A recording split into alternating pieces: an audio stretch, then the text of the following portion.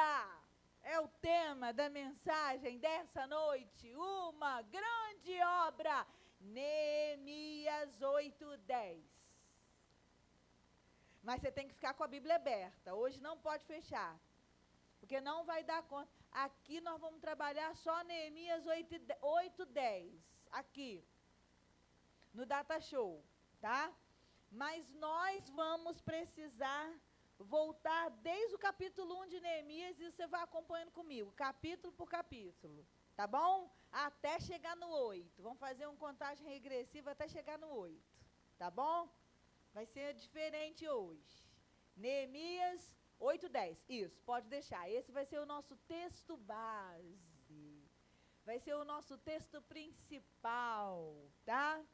Para falar ao meu coração e ao seu coração sobre uma grande obra, porque você precisa estar antenado a esta grande obra que Deus quer fazer na sua vida. Por que, pastora, você escolheu Neemias? Por quê? Porque o livro de Neemias? Porque o livro de Neemias narra o que aconteceu, como sucedeu uma grande obra. Então, Isadora, eles têm muito a nos ensinar sobre grandes obras. Que grande obra foi essa? Você lembra? Você sabe que grande obra foi essa? De Neemias com o povo? Reconstrução dos muros. Dos muros assim, tipo assim, os muros lá da sua casa, que já está com um monte de buraco, que você está enrolando lá para tapar, aí os muros da sua casa, foi isso? Não! Reconstrução dos muros que cercavam uma cidade inteira. Eu quero que você raciocine Campos dos Goitacazes e um muro sendo restaurado ao redor de toda Campos dos Goitacazes. Se a gente ainda incluir Guarulhos, meu Deus, que muro vai ser esse?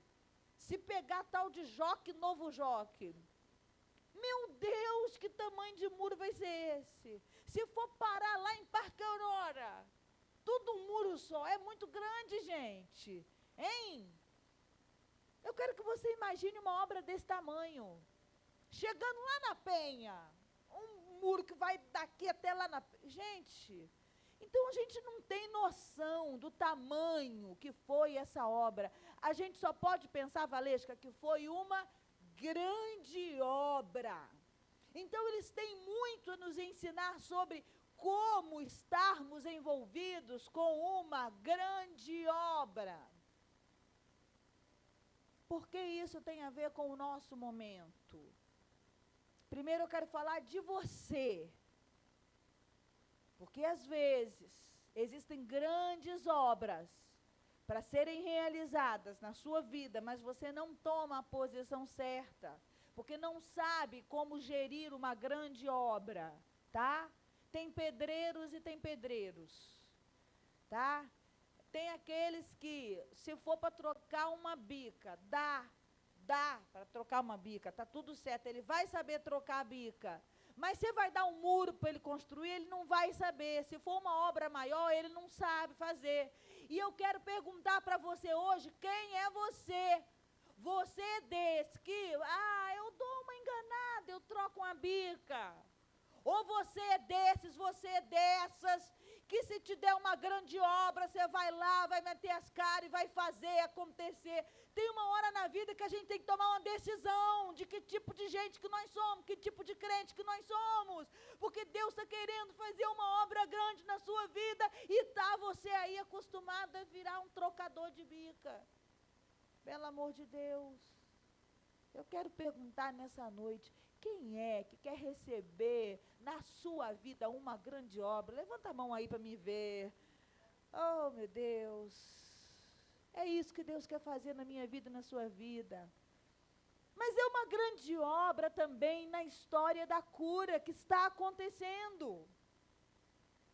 E se se eu e você não soubermos como nos posicionar, nós vamos ficar de fora disso que Deus está fazendo na cura. Gente, tem uma grande obra acontecendo na história da cura.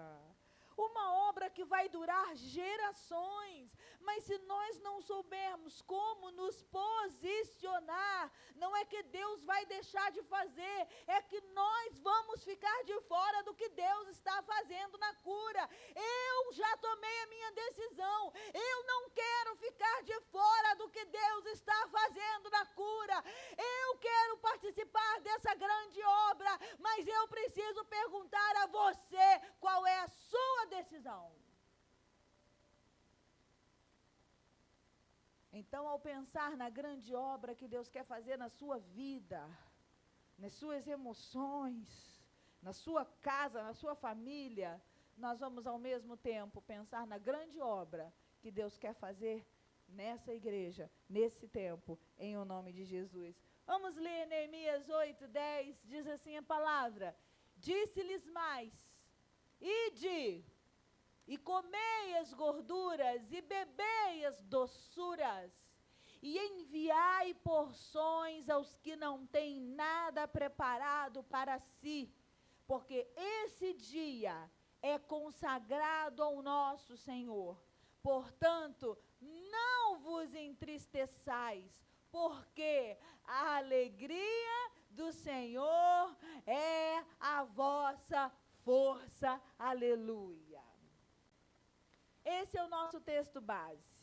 Mas para que a gente entenda o que Deus está querendo falar através desse texto, eu quero te convidar a vir comigo desde o início de Neemias, porque cada capítulo desse, até chegar a Neemias 8, é um ensinamento de como nos envolvemos com uma grande obra. Vamos juntos? Neemias 1, abre sua Bíblia aí. Se a sua Bíblia é daquelas que tem os títulozinhos em cima, ó, vai te facilitar. Neemias 1. Do que se trata Neemias 1? Eu vou ler o meu títulozinho aqui, ó. Neemias, sabendo o triste estado de Jerusalém, ora a Deus. Esse é o título que está aqui na minha Bíblia. Neemias, sabendo do triste estado de Jerusalém, ora a Deus. O capítulo todo fala sobre isso.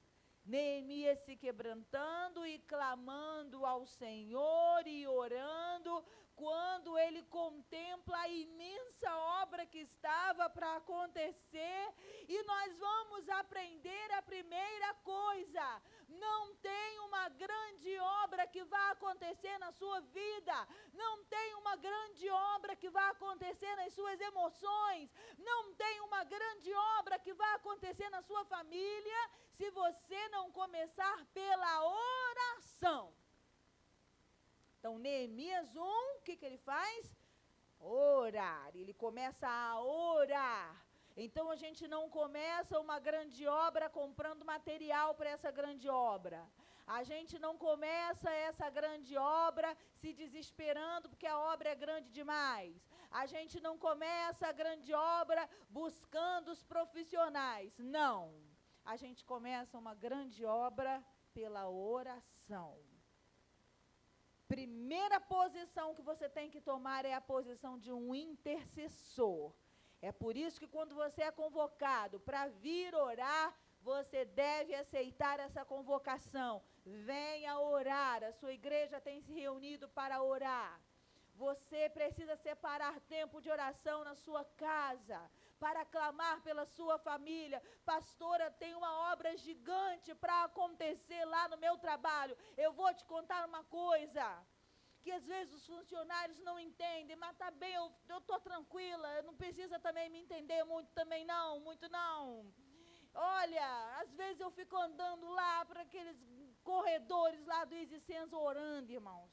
Outro dia eu fui lá, porque eu precisava falar com uma coordenadora, e eu precisei esperar um pouquinho, porque ela estava atendendo uma outra pessoa, e eu fiquei ali na recepção, ali tem a pessoa da recepção, ali tem um rapaz que trabalha como porteiro, ali tem uma outra menina que trabalha na secretaria, tem um pessoal que fica ali na recepção. Irmãos, eu comecei a orar, e eu comecei a orar por aquela escola, eu comecei a interceder pelos funcionários, eu comecei a orar pela vida deles que estavam ali, eu comecei a orar pelos alunos, e eu comecei a orar pelas minhas diretoras, eu comecei a orar pelas irmãs, eu comecei a orar, e assim, orando, e eles olhando para minha cara assim, pensando, meu Deus, tão novinha, já dessa forma. Mas tão nova. E olha que ela é de psicologia, professora de psicologia. Bem que me disseram que esse povo de psicologia. Irmãos, eu não quero saber. Você tem que entender lugares onde tem uma grande obra para acontecer. A primeira posição é a oração. E Deus tem uma grande obra para fazer no meu trabalho. E Deus tem uma grande obra para fazer no seu trabalho. E Deus tem uma grande obra para fazer na sua casa. Então, levanta um altar de oração na tua casa. Levanta a tua voz dentro da tua casa. Teus vizinhos não vão entender, teus vizinhos não vão acreditar, como que essa mulher não para de orar, é o dia inteiro essa mulher na pia orando, é o dia inteiro esse homem orando aqui nesse lugar, ele atende um cliente, o cliente sai, ele começa a orar pelo cliente, não precisa entender, porque oração é um entendimento entre você e o céu, meu irmão. E Neemias não realizou essa grande obra, não foi à toa, não, ele não estava de bobeira. Abençoa a pessoa que está ao seu lado, uma palavra bem profética, uma coisa muito forte, impactante, das regiões espirituais. Vira para ele e diz assim, não fica de bobeira não, meu irmão.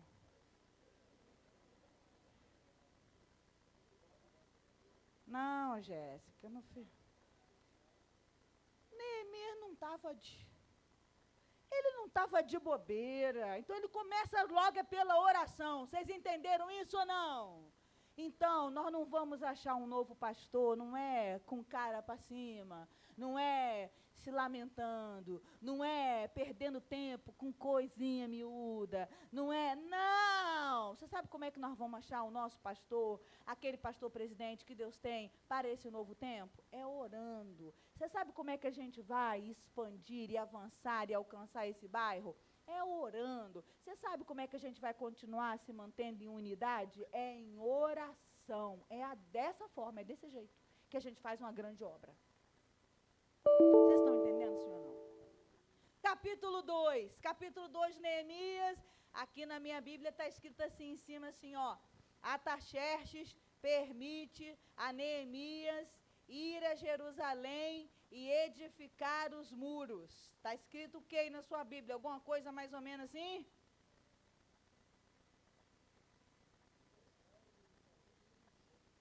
Neemias vai em Jerusalém em missão. Gostei desse seu título aí também. Muito interessante, porque nesse capítulo 2 que começa a acontecer? Ele começa a orar, e aí quando a gente ora, Catrine, o céu responde. Mesmo quando o céu está em silêncio, ele está respondendo. Ele está falando. A gente tem que ficar alerta com isso. Primeira coisa é oração. A segunda coisa é decisão. Ninguém recebe a graça de ver uma grande obra concluída se não tomar a decisão de começar essa grande obra. Poxa vida, não tem muro que se levante se você não decidir a começar a comprar esse material aí. Não tem muro que se levante. Não pegue você aquela pá de embolso, não. Sabe aquela pazinha de embolso? Não pega você. Hein?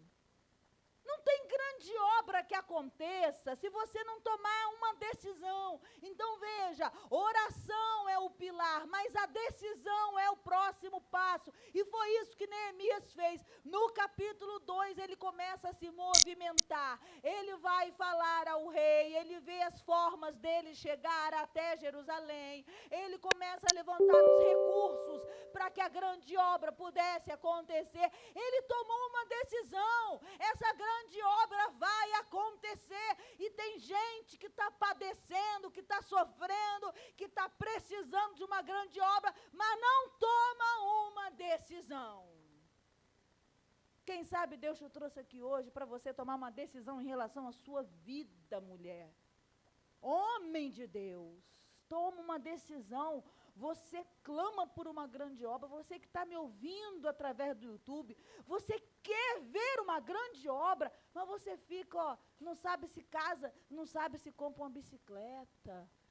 Você não vai levantar nem meia parede, quanto mais o muro de uma cidade inteira desse jeito. Pelo amor de Deus. Tem que tomar decisão, Juan.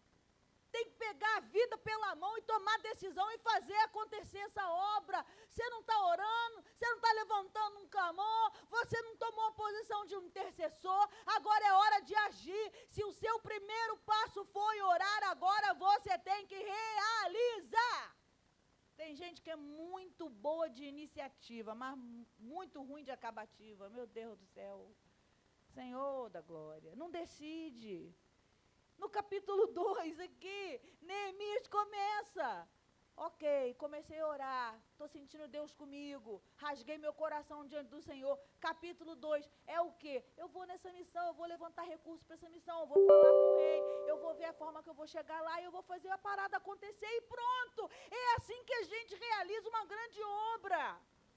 Poxa, você está com problema de saúde, claro que você vai orar, você vai começar por aí, mas está na hora de você decidir procurar um médico, está na hora de você parar de reclamar, que é difícil, que médico não tem, que não sei o quê. Para com isso, pelo amor de Deus, vai lançar a mão do que tem na tua cidade, vai começar a perguntar às pessoas, vai começar a procurar os postos de saúde, vai fazer alguma coisa, você tem que tomar uma decisão, você tem que começar a agir.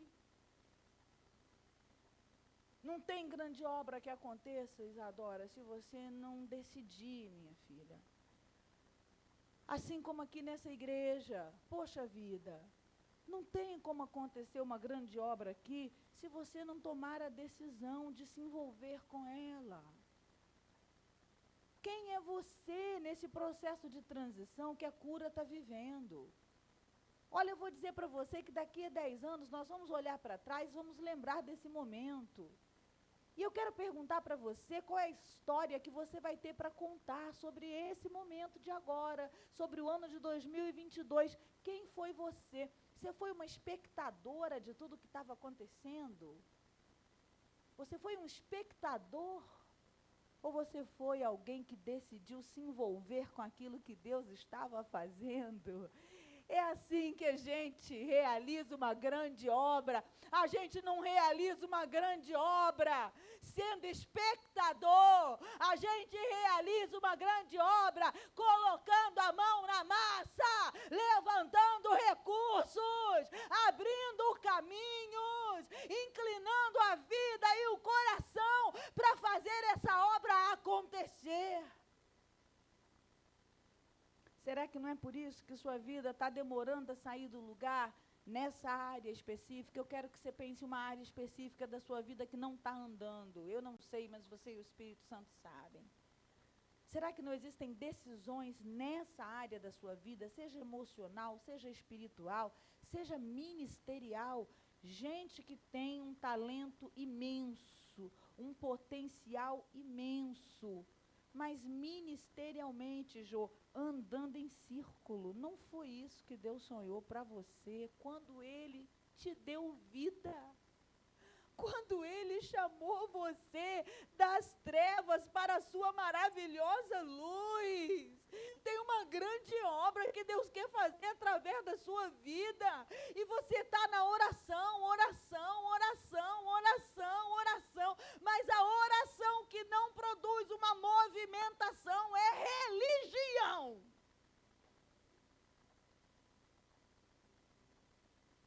É impossível uma pessoa que ora e que continua parada. É impossível. Aí é reza. Aí não é mais oração. A oração é o gás que nos movimenta. É porque você orou, você está aqui, intimidade com o céu, que você se movimenta com coragem para resolver os problemas na sua casa, para resolver as coisas no seu trabalho, porque você está com autorização do céu, de quem veio do altar da oração. Então a oração produz movimentação. Capítulo 3.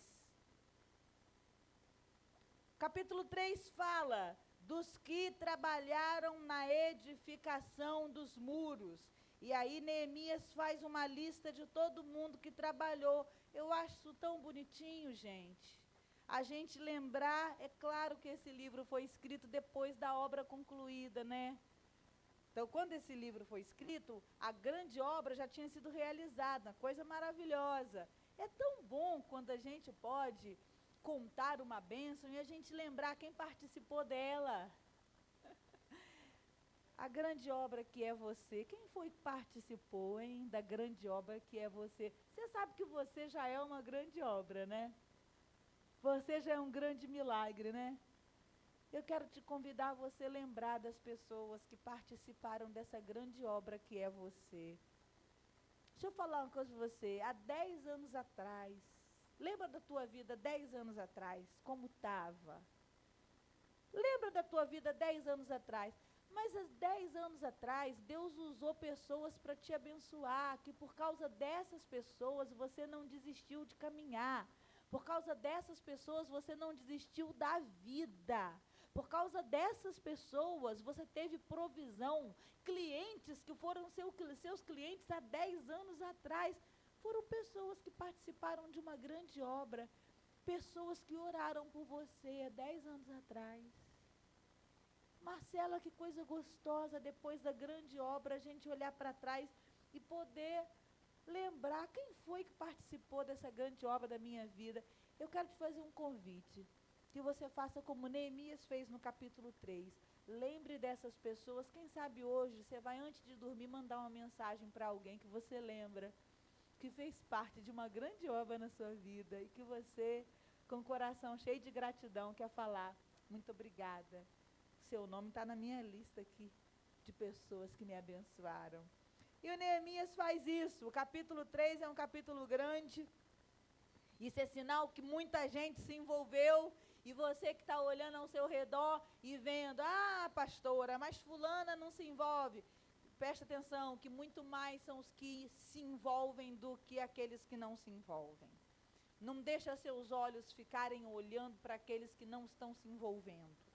Pastor, mas lá em casa são tantos filhos, só eu que cuido de mamãe. Não deixa seus olhos olharem para isso, não. Que muito mais força tem aquele que se envolve do que aquele que não se envolve. Essa palavra é para você e você sabe que é contigo, porque essa semana o teu coração foi tocado por uma angústia em relação a isso. Por sentir que mais gente poderia te ajudar. Por sentir que mais gente poderia estar ao teu lado. Pois eu quero dizer uma coisa para você: esse capítulo 3 aqui é um capítulo grande, porque Deus levantou muitas pessoas para ajudar Neemias, que começou na oração, que tomou uma decisão e ele partiu para a execução. E quando você parte para a execução de uma grande obra, Deus vai levantar os ajudadores.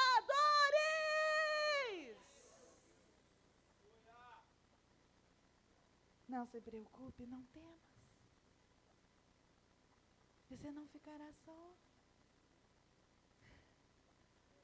Não ficará só. Porque você orou, porque você decidiu. E agora você vai executar. E sabe que coisa linda? Olha aí no capítulo 3, ó. Olha o início do versículo 2. Aqui na minha Bíblia está assim, ó. Está escrito assim, ó. Se você trouxe caneta, pode até sublinhar, que é bonito mesmo, ó. O versículo 2 do capítulo 3. Começa assim, ó. E junto a ele edificaram os homens de Jericó. Aí vem o nome de um montão de gente lá que edificaram. Aí vê o versículo 4. E ao seu lado reparou Meremote, filho de Urias, filho de Cós, e já um monte de gente que estava edificando. Olha como começa o versículo 5. E ao seu lado repararam os tecoítas. É assim o capítulo todo. Sabe o que isso me diz? Que era um do lado do outro, Laís. As famílias estavam reparando uma do lado da outra. A execução da obra foi feita em família. A execução da obra, da grande obra, foi feita em unidade. Porque sozinho a gente chega rápido. Não tem ninguém para atrapalhar, não tem ninguém para dar conta, não tem ninguém para dar umas ideias toscas, não tem ninguém para arrumar confusão. É uma maravilha. Sozinho a gente chega rápido, mas junto a gente chega mais longe.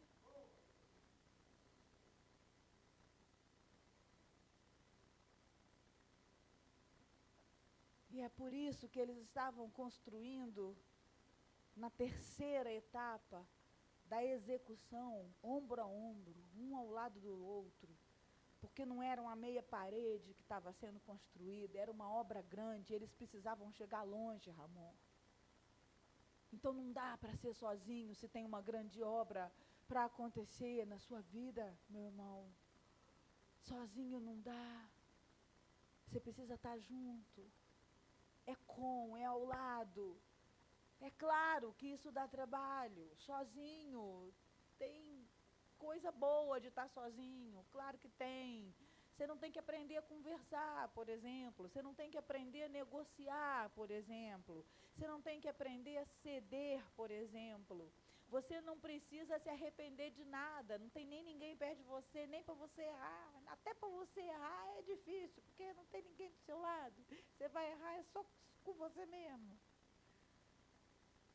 Mas eu preciso perguntar para você quer chegar rápido ou você quer chegar longe? Porque se você quer chegar longe, é com Neemias que tem que aprender. Ele foi organizando o povo da execução um do lado do outro, cada família, ombro a ombro, e assim uma grande obra aconteceu. Eu quero profetizar que essa igreja, nesse tempo de transição, ela vai caminhar em unidade. E a minha família está aqui. Nós estamos, eu, Edson, Daniel, Rafael, Marilúcia, nós estamos com a nossa pá de embolso na mão. E nós queremos perguntar: quem são aqueles que vão encostar o ombro conosco e vamos construir uma grande obra nesse lugar? E não interessa em que função eu estarei. Deus não me chamou para ser presidente, Deus me chamou para cuidar de gente. Para realizar uma grande obra, eu não preciso de títulos, nem de funções. Um pastor que não sabe ser ovelha ainda não é um pastor. Eu sou pastora. Saberei ser ovelha. Quero ser ovelha. E vou honrar a vida do meu pastor. E vou servi-lo. E quero levantar uma grande obra e quero reparar muros. Mas não tem uma grande obra que aconteça se as famílias da cura não se juntarem e lado a lado construírem em unidade. Vamos juntos, pelo Rei e pelo Reino. Neemias nos ensina isso. Capítulo 4. Os inimigos pretendem retardar a edificação dos muros. Sempre, né, gente? Nem tem novidade, né? Previsível, né? Os inimigos pretendem retardar a edificação dos muros. Sem graça, insonsozinho. Ai, ai, ai. Nenhuma criatividade, né? O capítulo 4 fala disso, né? Do quanto que enquanto você está envolvido com uma grande obra, você está lutando pela salvação de alguém, isso é uma grande obra, tá? Está lutando pela salvação de alguém? É em oração, é tomando a decisão, você tem que buscar as estratégias, se envolver, você tem que partir para a execução, buscar gente para ajudar, mas você tem que estar preparado. Vai ter inimigo que vai se levantar aí, não tem jeito não. Porque é uma grande obra alcançar uma pessoa para Jesus.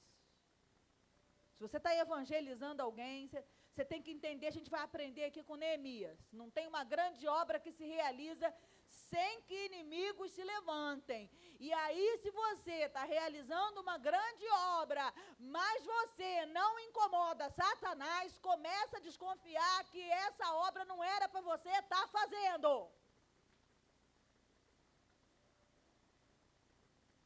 Porque a obra que é de Deus, seja na sua vida, seja no seu trabalho, seja na sua casa, seja na sua faculdade, seja no seu ministério, seja nessa igreja. Bom, se não tem levante das trevas, então isso aí não está incomodando Satanás. E se não está incomodando Satanás, eu estou entendendo alguma coisa errada.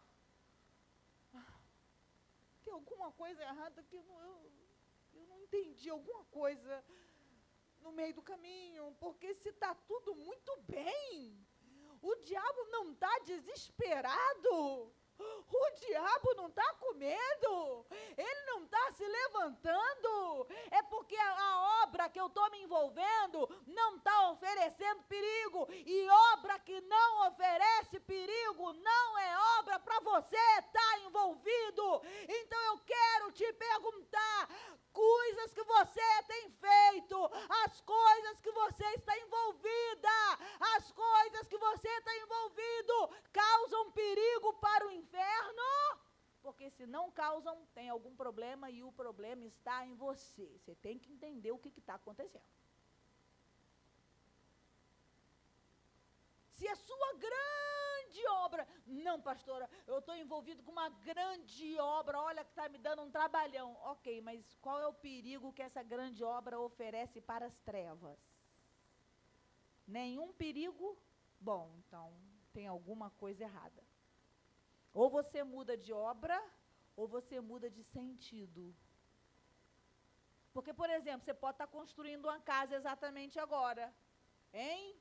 Não, pastor, eu estou envolvido numa grande obra, inclusive é um prédio de 3 andares, é um negócio, é uma grande obra. Mas eu quero te perguntar, qual é o sentido dessa sua construção? Porque se ela não tiver um sentido em Deus, se você não pretende usar essa construção para nada que é do reino, além de você e o seu bem-estar, isso oferece que perigo para o inferno? Então, ou você muda de obra, ou você muda de sentido. Não, pastor, eu estou construindo minha casa aqui, ó, com 3 andares, mas, ó, já está certinho, já aqui vai funcionar uma célula aqui, já combinei com a minha mulher aqui, ó, uma vez ao mês é um culto aqui em casa, ó, nós vamos começar a trazer famílias de não crentes aqui para fazer café da tarde aqui em casa, vai ser um ponto de evangelismo. Esse quintal nosso aí, ó, vamos trazer uma garotada para jogar uma bola aí, vamos fazer um negócio aí, acolher aquele que é solitário, que é sozinho. Ah, pastora, é isso aí, isso é uma grande obra. Então, se é uma grande obra, se causa perigo para as trevas, então as trevas vão se movimentar, e isso é normal. Você só precisa estar preparado para isso. E aí, no capítulo 4, versículo 13... Neemias vai nos mostrar como. Ele fala assim, ó, como que ele resolveu isso? Resolveu como? Pelo que pus guardas nos lugares baixos por detrás do muro e nos altos. E pus ao povo pelas suas famílias, com as suas espadas, com as suas lanças e com seus arcos. Ou seja, não baixa a guarda. Você está envolvido numa grande obra? Você levanta a guarda, você tem que estar armado. E a nossa arma é a palavra, o nosso escudo é a fé, hein? Nós temos o cinturão, nós temos o calçado Evangelho da paz, nós temos o capacete da salvação, nós precisamos levantar guarda, nós precisamos usar armas espirituais.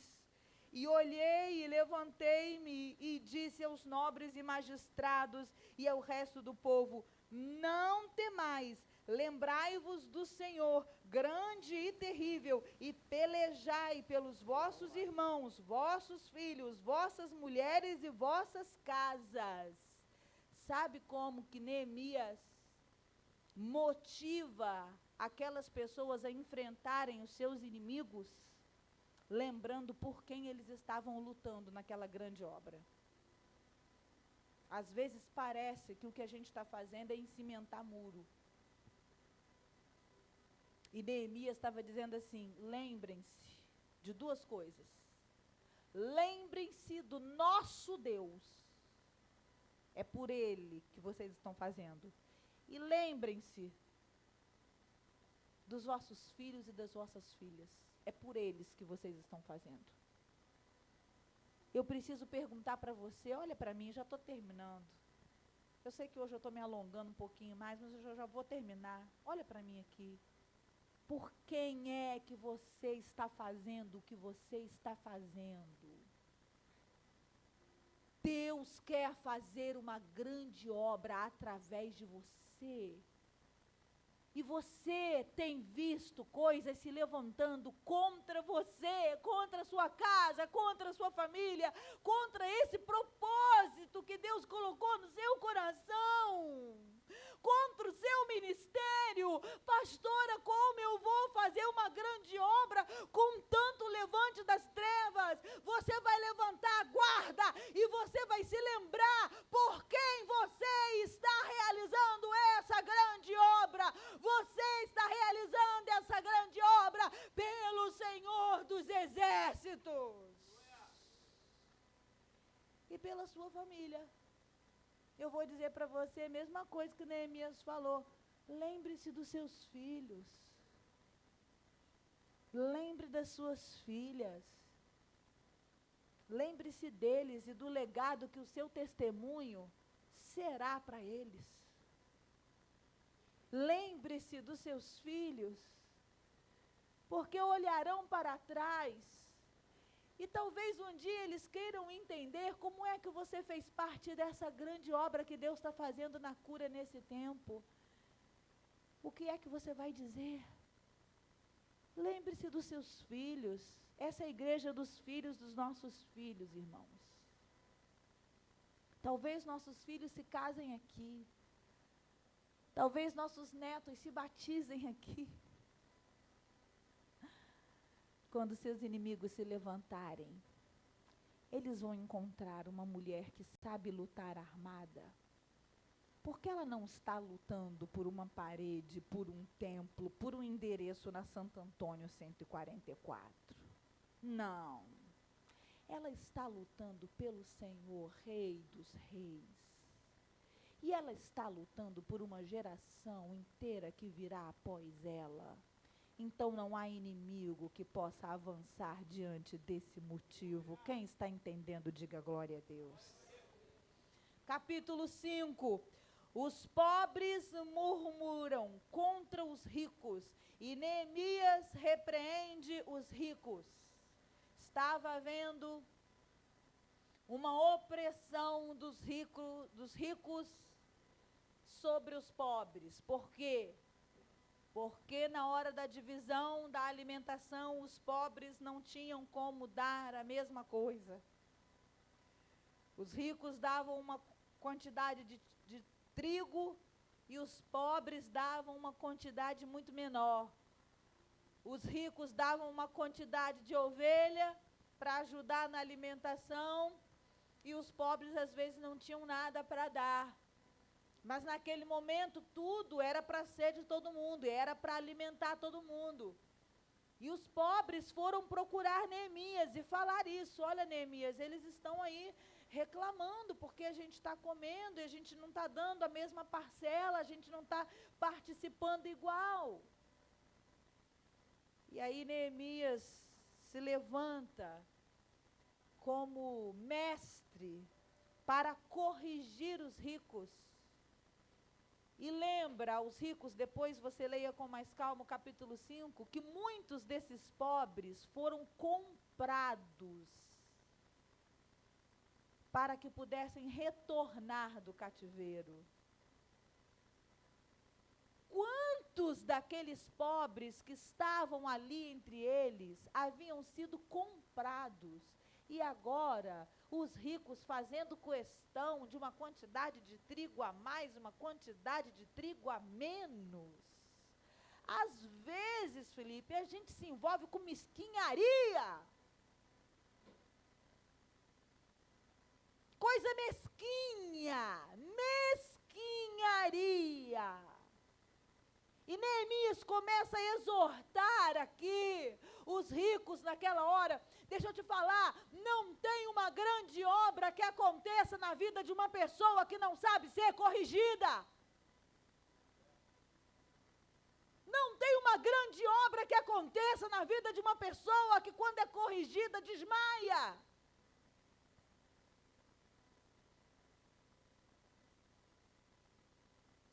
Qual o objetivo da correção? É o nosso melhoramento. A Bíblia vai dizer que só se corrige a quem se ama. Deus quer me melhorar, é por isso que o Espírito Santo, me corrige. E ai de mim, quando sou corrigida pelo Espírito Santo, que não quero aceitar, vai ser muito pior. A obra se limita. Mas a grande obra acontece quando o Espírito é esse. Tem alguém que corrige, tem um mestre que corrige, tem um líder que corrige e tem alguém que entende que correção é melhoramento.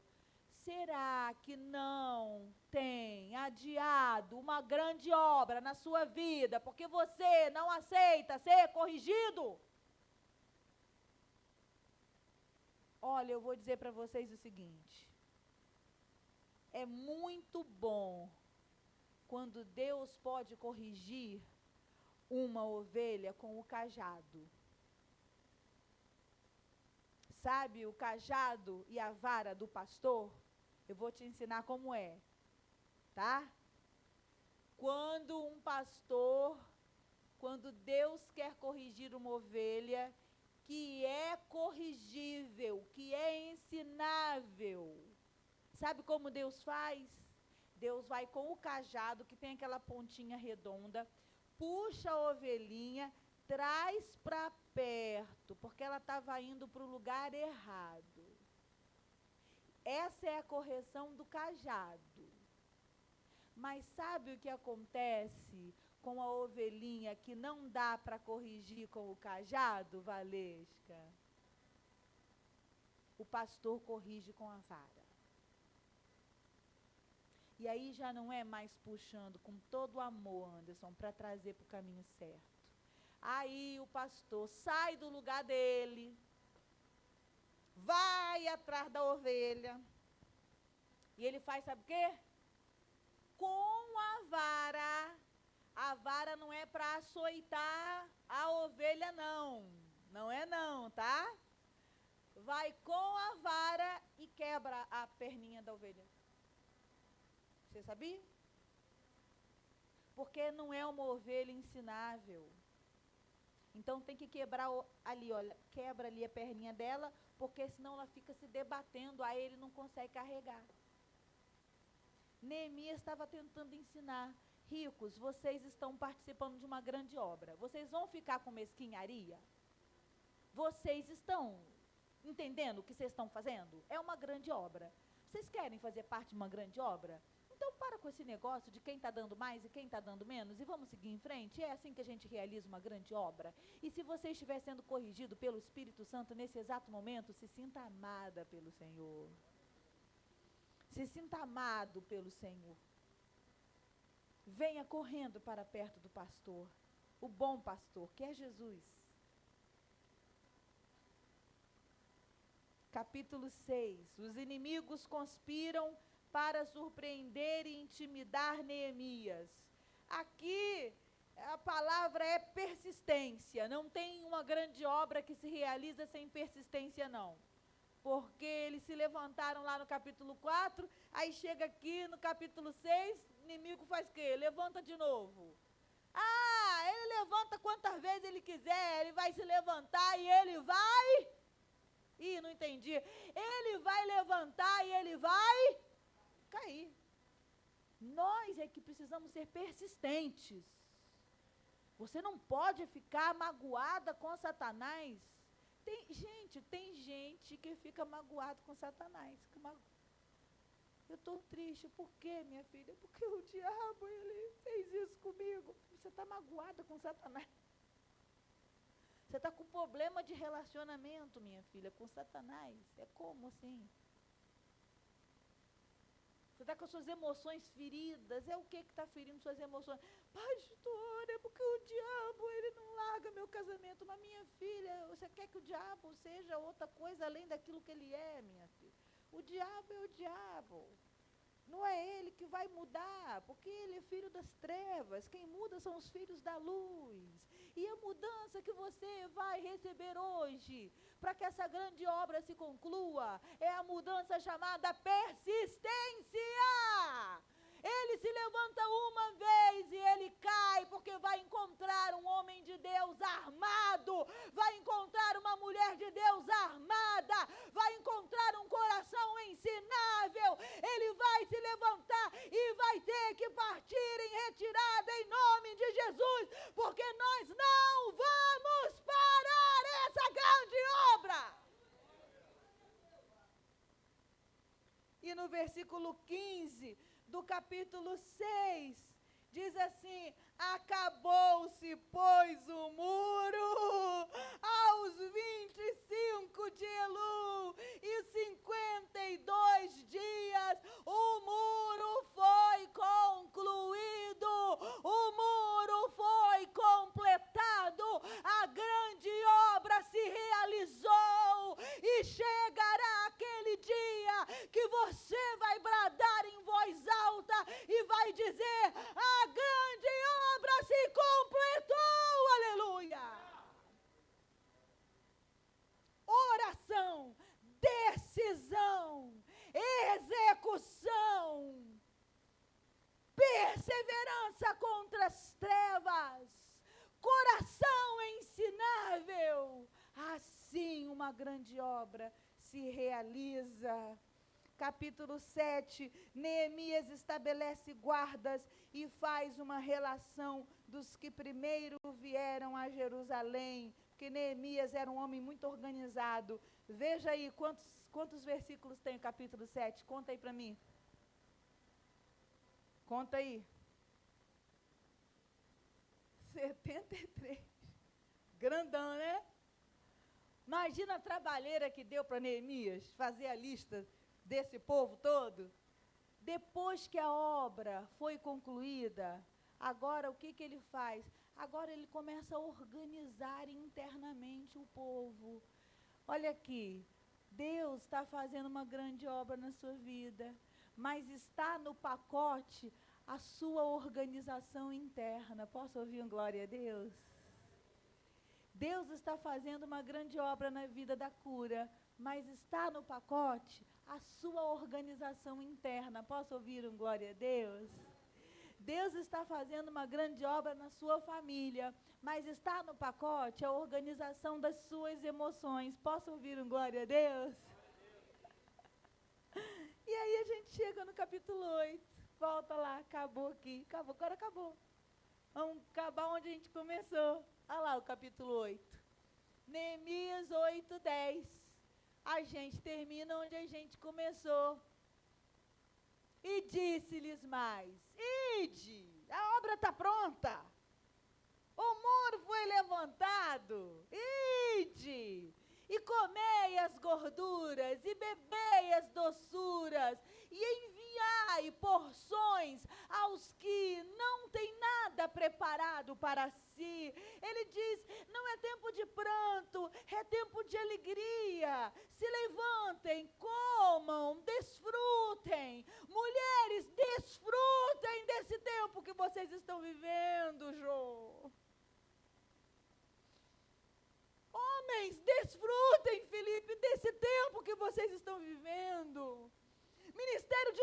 Senhor, desfrutem desse tempo que vocês estão vivendo. Levantem-se, comam, bebam. Ministério infantil, desfrutem do que vocês estão vivendo. Ministério de intercessão, desfrutem do que vocês estão vivendo. Comissão de sucessão pastoral, desfrutem do que vocês estão vivendo. Diáconos dessa igreja, desfrutem do que Deus tem lhes dado. Ministério de som, multimídia, desfrutem do que já está na mesa para nós. Igreja, acolhimento. Todos os ministérios dessa igreja aprendam a desfrutar do que Deus já está nos dando. E compartilhem e repartam com quem nada tem. Porque talvez o irmão que está aí ao seu lado está precisando que você reparta o que você tem de bom com ele. E só reparta se for coisa boa. Se você perceber que teu coração está meio azedo, não reparta nada não. Seja corrigido pelo Espírito Santo, reparte não. Mas Deus está fazendo tanta coisa boa, você tem recebido tantas palavras desse altar, tantos momentos no entre elas, tantos momentos no entre eles, tantos momentos na adoração nós temos vivido aqui, que temos sido quase arrebatados. Quando você entra aqui nesse templo para limpar, os irmãos que cuidam do patrimônio, para cuidar, para zelar, anjos entram com você aqui. Sirva-se disso que acontece nas regiões espirituais. E reparta com aqueles que não têm. Por quê? Porque esse dia é consagrado ao nosso Senhor. Portanto, não vos entristeçais, porque a alegria do Senhor é a nossa força. E essa pastora termina essa palavra essa noite dizendo isso para vocês. Não é tempo de pranto. Não é tempo de tristeza. É tempo de desfrutar do que Deus está nos dando. E é tempo de repartir com aquele que não tem. É tempo de nos alegrar no Senhor, porque a alegria do Senhor é a nossa força. Amém? Se coloque de pé. Dê a mão a essa pessoa que está ao seu lado. Nós vamos